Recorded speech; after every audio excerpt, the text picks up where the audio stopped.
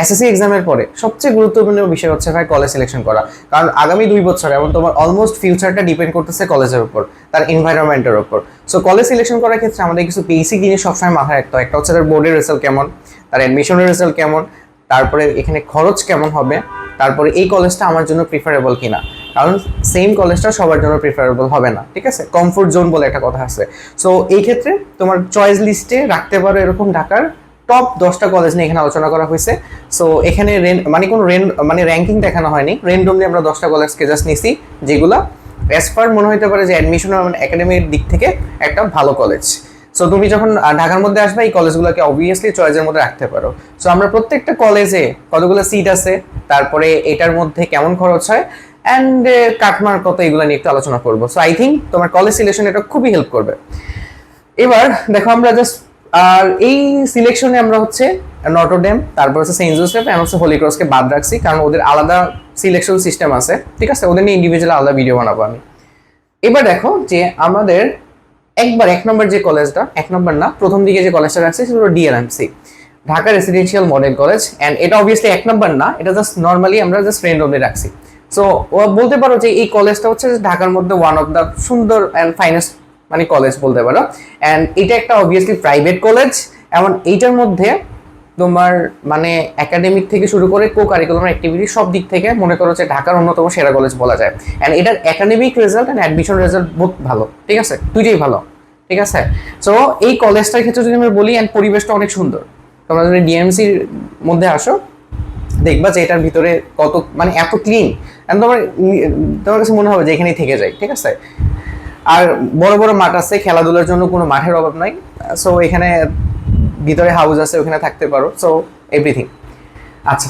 So residential model কলেজের ক্ষেত্রে যদি আমরা বলি ভাই, এখানে অ্যাডমিশন ফি হচ্ছে 16,500 টাকা, ঠিক আছে? এটা তোমার 2 মাসে দিতে হয় আমার যতটুকু মনে আছে। অ্যান্ড আমি এই কলেজেই পড়ছিলাম। অ্যান্ড তারপরে আছে মান্থলি কস্ট 1800 টাকার মতো দেওয়া লাগে, বাট যারা স্কলারশিপ পাবে তাদের হচ্ছে 920 টাকা, ঠিক আছে? সো আমার কাছে মনে হয় ঢাকা শহরে প্রাইভেট কলেজের মধ্যে যতগুলো আছে সবগুলোর মধ্যে ডিএলএমসি ওয়ান অফ দ্য, যেটার মধ্যে খরচ তুলনামূলক কম। আর এটার মধ্যে হিডেন অনেক খরচ তেমন একটা নাই, হিডেন খরচ খুব একটা নাই। বাট বেতনের দিকে যদি তাকাই, বাকিগুলো দেখা যাবে সেম রেঞ্জের যে কলেজগুলো আছে ওগুলোতে 2,500 3,000 টাকা, কোনগুলোর মধ্যে এক্সট্রা তোমার হচ্ছে মানে ক্লাস নেয়, ওইগুলোর জন্য আর 1,000 2,000 টাকা বেশি করে নেয়। সো এই ক্ষেত্রে তুমি যদি ভাবো যে এটা যদিও প্রাইভেট বাট এখানে খরচ মোটামুটি আছে, বাট ওইগুলোর মতো এত বেশি না, ঠিক আছে? আর এখানে মোটামুটি ভাই মর্নিং এর জন্য 1230 প্লাস থাকতে হবে 1300-র মধ্যে, আর ডে শিফটের জন্য 1215 প্লাস থাকতে হবে 1300-র মধ্যে। সো কাটমারটা মানে ঢাকার মধ্যে আমার মনে হয় সবচেয়ে বেশি এখানে, ঠিক আছে? ওকে, এবার আসো আমাদের পরবর্তীতে আছে জাস্ট ঢাকা কলেজ। হ্যাঁ, আর ডিএনএমসি সম্পর্কে এটা শুধুমাত্র বয়েজ, ঠিক আছে? এটা শুধুমাত্র boys college and private. Dhaka college এটা হচ্ছে তোমার একেবারে সরকারি কলেজ, ঠিক আছে? অ্যান্ড আমি যদি বলি ভাই যে সরকারি কলেজের মধ্যে তুমি যদি সবচেয়ে আগে রাখো এরকম একটা কলেজ, সেটা হচ্ছে ঢাকা কলেজ।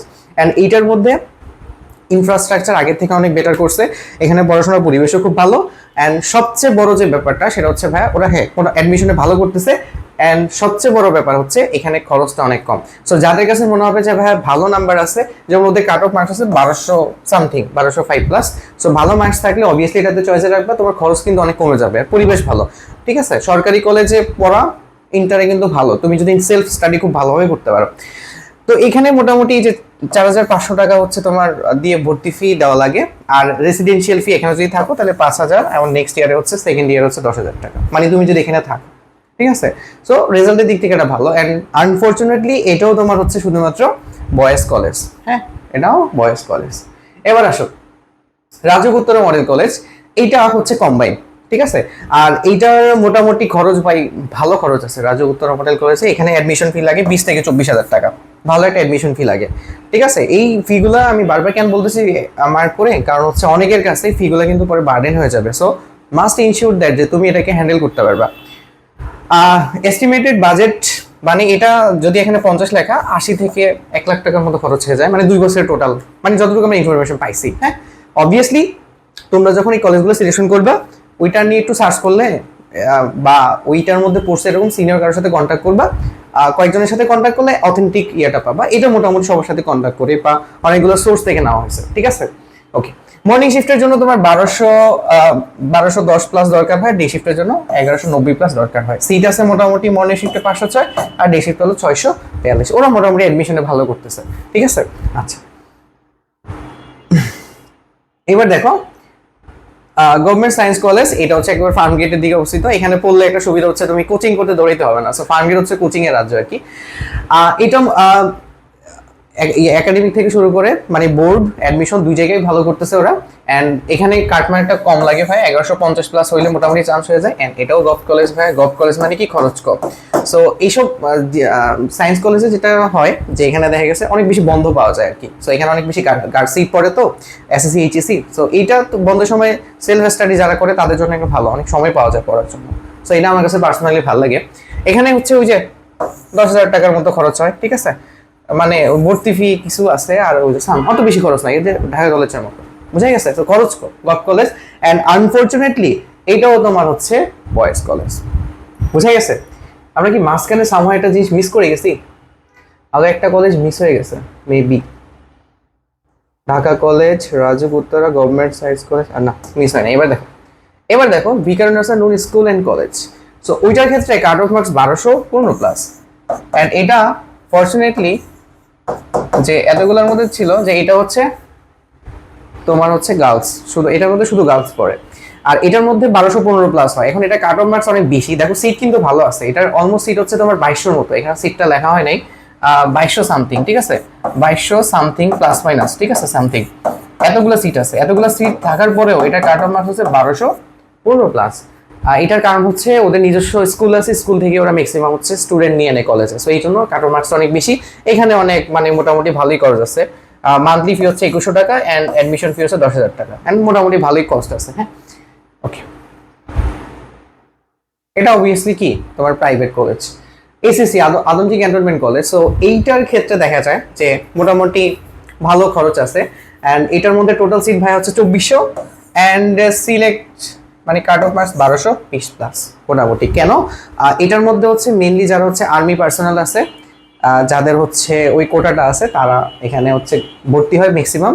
সো দেখা গেছে তাদের অনেক কম মার্কস লাগে, এক্ষেত্রে সিট সংখ্যা কমে যায়। তো যারা ওই কম সিটে ভর্তি হয় তাদের দেখা গেছে কাট অফ মার্কসটা অনেক বেশি হয়, ঠিক আছে। আর এটার অ্যাডমিশন ফি হচ্ছে 9,000 টাকার মতো। আর মান্থলি বেতন হচ্ছে তোমার যারা সিভিল আছে, যাদের কোনো কোটা নাই, তাদের জন্য হচ্ছে মোটামুটি 3,000 টাকা। এন্ড এখানে কিছু হিডেন কস্ট আছে, 500-700 টাকা এক্সট্রা চলে আসে, ঠিক আছে। সো এই ব্যাপারগুলো একটু মাথায় রাখতে হবে। এটা হলো আদমজি ক্যান্টনমেন্ট নিয়ে কলে, এটাও কম্বাইন্ড ভাইয়া, ঠিক আছে, এটা তোমার কম্বাইন্ড, ঠিক আছে, ওকে। এবার দেখো অ্যান্ড অবভিয়াসলি ওরও অ্যাডমিশন তারপরে হচ্ছে তোমার বোর্ড দুই জায়গায় খুব ভালো করতেছে। এখন সবগুলাই অ্যাডমিশন এবং ইয়াতে খুব ভালো করতেছে। এবার দেখো পরবর্তীতে চলে আসো যে বিশিষ্ট নূর মোহাম্মদ পাবলিক কলেজ। এটার মধ্যে তোমার মোটামুটি এই যে অ্যাডমিশন ফি হচ্ছে 1800 টাকা, তারপর হচ্ছে মান্থলি টিউশন 2,500 টাকা। অ্যান্ড ওই যে নেক্সট ইয়ার ভর্তি হতে হবে, এখানে 11,000 টাকার মতো লাগে। তবে এখানে সবচেয়ে সেভিয়ার জিনিস হচ্ছে এই যে এটা ভাই, ফর্ম ফিল আপের জন্য 15,000 টাকা লাগে। এটা অনেক জায়গায় সোর্স থেকে শুনছি। সো আই থিঙ্ক এটা কারেক্ট, যদি কোনো রং ইনফরমেশন থাকে আমি অবশ্যই জানাই দিব। সো 15,000 টাকার মতো ফর্ম ফিল আপের লাগে। সো মোটামুটি ভালো খরচ আছে এখানে, ঠিক আছে। অ্যান্ড এখানে যদি দেখি ভাই 740টা সিট, মর্নিং এ কাট অফ মার্কস একটু বেশি 1200 প্লাস। এটা মোটামুটি অ্যাডমিশনে ভালো করতেছে, ঠিক আছে, অ্যাডমিশন ইয়াতে, ওকে। এবার আসো নেক্সট শাইন কলেজ। এটা হচ্ছে তোমার হলো মহাখালীর দিকে অবস্থিত, মানে ঢাকার মধ্যে। এটা আছে কুর্মিটোলা। সো ঢাকাটার কথা বলতেছি। এটার মধ্যে অ্যাডমিশন ফি মোটামুটি 16,000 টাকা লাগে and 1170 plus cut off marks, ঠিক আছে। মানে এত হইলে তুমি আশা করতে পারো এখান থেকে চলে আসবে। তবে এইখানে মান্থলি ফি আমার যতটুকু মনে আছে 2500 সামথিং এরকম একটা মান্থলি ফি হবে, ঠিক আছে, ওকে। এটা মোটামুটি কলেজ বোর্ড এমন আছে অ্যাডমিশনে ভালো করতেছে। এবার দেখো Dhaka city college. So Dhaka city কলেজে সবচেয়ে ভয়ানক ব্যাপার হচ্ছে ভাই হিডেন কস্ট অনেক বেশি। মানে এটা হচ্ছে মানে ওদের কাট অফ মার্কস মোটামুটি কম। সো যাদের কাট অফ মার্কস কম এখানে ট্রাই করতে পারো। এটা হলো একবারে সায়েন্স ল্যাব অবস্থিত ঢাকা কলেজের সাথে, মানে প্রতিদিন মানামানি হয় ওদের মধ্যে। সো এখানে অ্যারাউন্ড 1 থেকে 1.5 লাখ টাকা পড়ে যায় এটা, আমি বলি টোটাল 2 বছরে। অ্যান্ড ওদের ওদের হ্যাঁ, এখানে আবার একটা কথা আছে, ওদের কিন্তু এসি আছে। সো যারা এসি রুমে ক্লাস করতে চাও তাদের জন্য ঢাকা সিটি কলেজ। অ্যান্ড এটাও অবভিয়াসলি কম্বাইন্ড ভাইয়া। আগের যেটা আমরা দেখছিলাম এগুলা সবই কম্বাইন্ড, এটাও combined. So sorry, BF shine combined, এটাও কম্বাইন্ড, মানে বয়েজ গার্লস সবাই তোমরা এখানে অ্যাপ্লাই করতে পারবা। এখানে কস্টিংটা অনেক বেশি ভাইয়া। মর্নিং এর সিট 770, আর হচ্ছে ডেতে হচ্ছে 1300-র মতো সিট আছে। বুঝা গেছে? খরচ এখানে একটু বেশি, মানে এইরকম হয় যে তোমার হচ্ছে ভর্তি হওয়ার পরে 1 মাসে হলো 17-10-10 এরকম ভাবে টাকা দেওয়া লাগে। মানে এখানে খরচটা মোটামুটি আমার মনে হয় সবগুলা থেকে এখানে খরচটা ঢাকা সিটি কলেজ একটু বেশি, আর এসি রুমে পড়তে হলে খরচ একটু বেশি দেওয়াই লাগবে। ঠিক আছে, ওরা অ্যাডমিশন তারপরে হচ্ছে তোমার বোর্ড সব জায়গাতেই মোটামুটি ভালো করতেছে। ঠিক আছে, ওকে। ডিএমআরসি যে ডক্টর মাহবুবুর রহমান মোল্লা কলেজ, এটা হচ্ছে একবারে ঢাকার এক কিনারার সাইডের দিকে অবস্থিত। অ্যান্ড এইটার মধ্যে ভালো কস্টিং আছে। কাট অফ মার্কস কম, 1140 প্লাসের মতো। মর্নিং এ হচ্ছে তোমার 750টা সিট, অ্যান্ড ডে শিফটে হচ্ছে 1330টা সিট আছে। অ্যান্ড এখানে সব অ্যাডমিশন ফি মোটামুটি 7,000 ইয়া। তবে এখানে একটা জিনিস আছে যে তোমার মান্থলি ফি হচ্ছে 2,400 টাকা, মানে 2,500 টাকার মতো। তবে এখানে এক্সট্রা 2,000 টাকা, মানে 2,200 টাকা দেওয়া লাগে এক্সট্রা ক্লাসের জন্য। এটা একটা বার্ডেন, কলেজে এক্সট্রা ক্লাস চাপায় দেয়, মানে তোমাকে করতে হবে, আর না করলে এখানে টাকাটা দেওয়া লাগবে। সো দেখা যায় মান্থলি তোমার খরচ পড়ে যায় 4,600। সেটা কিন্তু হিউজ একটা অ্যামাউন্ট। মানে 12 মাস যদি আমি চিন্তা করি,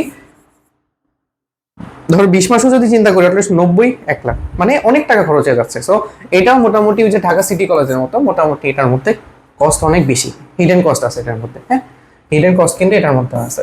অ্যান্ড এইটা রিসেন্টলি অ্যাডমিশন এবং ইয়েতে অনেক ভালো করতেছে, ঠিক আছে। সো এইটা ছিল ভাই ওভারঅল অবজারভেশন আমাদের ঢাকার 10টা কলেজের মধ্যে।